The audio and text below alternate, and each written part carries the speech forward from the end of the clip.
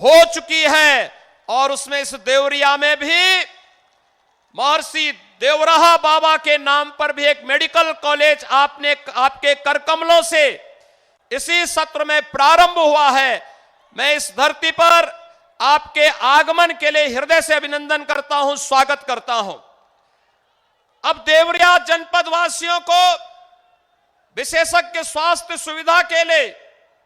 और यहां के नौजवानों को मेडिकल की शिक्षा के लिए अब अन्यत्र नहीं जाना पड़ेगा, बल्कि देवरिया में ही वह सुविधा यहां के नागरिकों को प्राप्त होगी। इसके लिए आपका आभार व्यक्त करते हुए मैं आपका अभिनंदन करता हूं। महोदय, भारत सरकार की अन्नदाता किसानों के कल्याण से जुड़ी हुई योजना हो, गरीबों को आवास से जुड़ी हुई योजना हो और पूर्वी उत्तर प्रदेश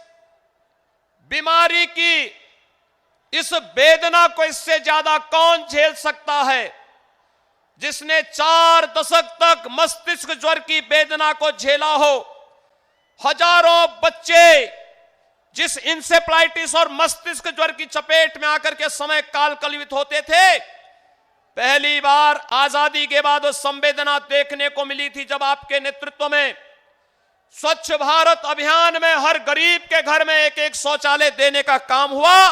और जल जीवन मिशन के अंदर हर गरीब के घर में हर घर नल की योजना प्रभावी ढंग से लागू होती हुई दिखाई दी। आज उसका परिणाम है कि इंसेफ्लाइटिस से होने वाली मौत के आंकड़े 95% कम हो चुके हैं और जैसे कोरोना का बेहतरीन प्रबंधन आपके नेतृत्व में भारत ने किया है,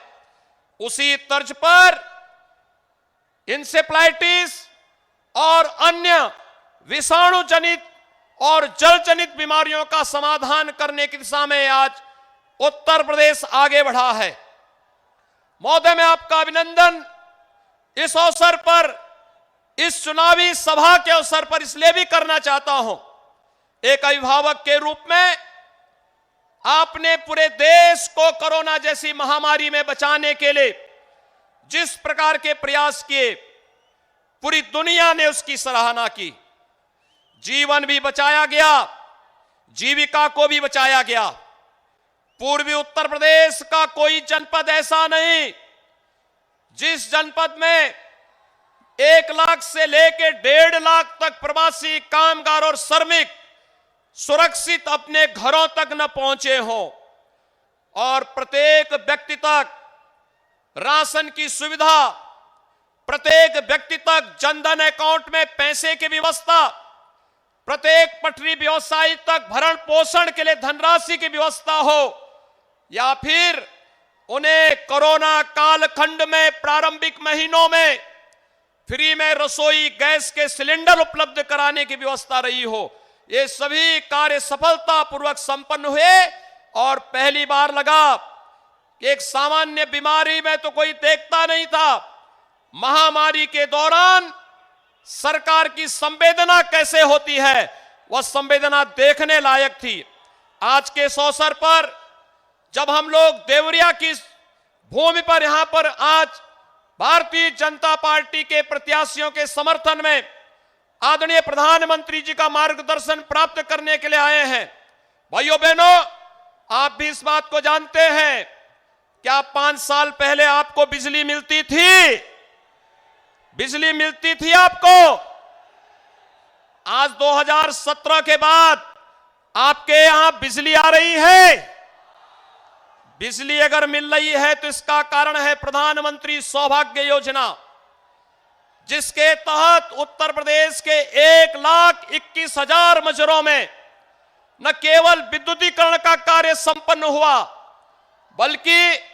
1,43,00,000 परिवारों को निःशुल्क विद्युत कनेक्शन देने का काम भी इस योजना के अंतर्गत हुआ है। भाइयों बहनों, सर्वाधिक खाद्यान्न घोटाला अगर 2017 के पहले आप देखेंगे तो देवरिया, कुशीनगर, बलिया ये जनपद थे जिनमें सर्वाधिक खाद्यान्न घोटाला हुआ करता था। आज तो आपको कोरोना कालखंड में भारतीय जनता पार्टी की डबल इंजन की सरकार है, तो राशन का डबल डोज भी मिल रहा होगा ना? राशन मिल रहा है कि नहीं मिल रहा है? अपना अगर मिल रहा है तो दोनों हाथ ला करके बोलेंगे, नहीं मिल रहा है तो फिर वो भी बोलेंगे। राशन मिल रहा है कि नहीं मिल रहा है? 2 बार महीने में मिल रहा है कि नहीं मिल रहा है? और दाल, तेल और नमक क्या इससे पहले 17 के पहले भी मिलता था क्या? सपा की सरकार के समय, बसपा की सरकार के समय, या फिर उससे पहले? भाइयों बहनों, यही होती है सरकार की संवेदना। यही जो राशन आज आपको मिल रहा है, प्रधानमंत्री जी ने जो तकनीक का उपयोग करके एक एक राशन की दुकान को ई पॉस मशीन के साथ जोड़ करके और प्रत्येक गरीब का खाता खोल करके जो व्यवस्था बनाई है, आज उसका परिणाम है 15 करोड़ गरीब उत्तर प्रदेश के अंदर महीने में 2 बार राशन की सुविधा प्राप्त कर रहे हैं। ये वही उत्तर प्रदेश है और ये देवरिया और कुशीनगर का वही क्षेत्र है जहां मुसहरों के पास अपने मकान नहीं थे। आज इन क्षेत्रों में हर गरीब के पास अपना मकान है। उत्तर प्रदेश में प्रधानमंत्री आवास योजना के अंतर्गत 43,50,000 से अधिक गरीबों को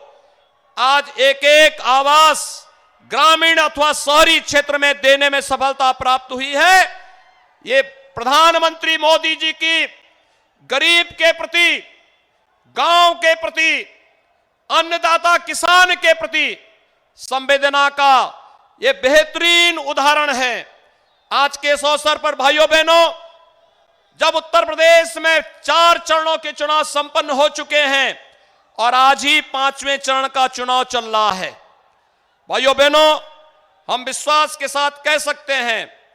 उत्तर प्रदेश के अंदर सुरक्षा का जो बेहतरीन वातावरण हुआ और ये उत्तर प्रदेश का ये सुरक्षा का माहौल,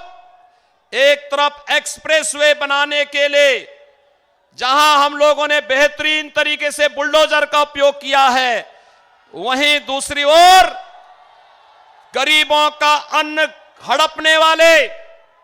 गरीबों की जमीनों पर कब्जा करने वालों के खिलाफ भी इस बुलडोजर का जब बेहतरीन उपयोग हुआ है, तो आज बुलडोजर एक ब्रांड बन करके उभर करके सामने आ रहा है। और भाइयों बहनों, मैं आज के इस अवसर पर एक बार फिर से आदरणीय प्रधानमंत्री जी का देवरिया की इस धरती पर उनके द्वारा पूरे देश के अंदर विकास के बड़े बड़ी परियोजनाओं को देने, गोरखपुर में बंद खाद कारखाना को चलाने का हो, गोरखपुर में एम्स की स्थापना का हो,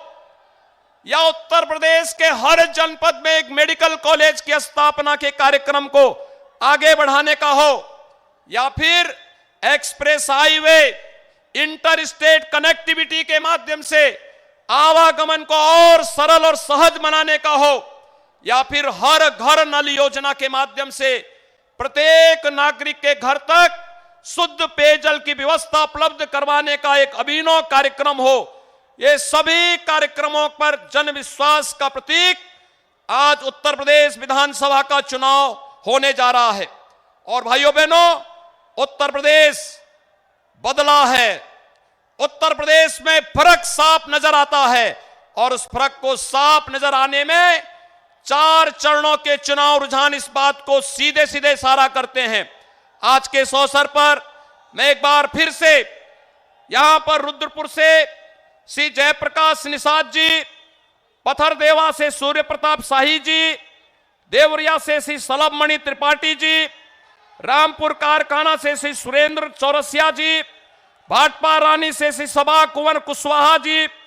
सलेमपुर सुरक्षित से श्रीमती विजयलक्ष्मी गौतम जी, बरस से श्री दीपक मिश्रा साका जी और चोरी चौरा से श्री श्रवण निषाद जी, ये भारतीय जनता पार्टी के प्रत्याशी हैं। आदरणीय प्रधानमंत्री जी का मार्गदर्शन हम सबको प्राप्त हो, कमल चुनाव चिन्ह के लिए हम सभी प्राण प्रण से जुड़ करके 3 मार्च को भारतीय जनता पार्टी के इन सभी प्रत्याशियों को भारी बहुमत से विजयी बना करके हम लोग उत्तर प्रदेश के अंदर एक दमदार सरकार बनाने में अपना योगदान दें। इस विश्वास के साथ एक बार फिर से मैं आदरणीय प्रधानमंत्री जी का देवरिया की धरती पर हृदय से स्वागत और अभिनंदन करते हुए उन्हें सादर आमंत्रित करता हूं कि आदरणीय प्रधानमंत्री जी, आप देवरिया की इस जनता जनार्दन को अपना मार्गदर्शन देने की कृपा करें। आदरणीय प्रधानमंत्री जी।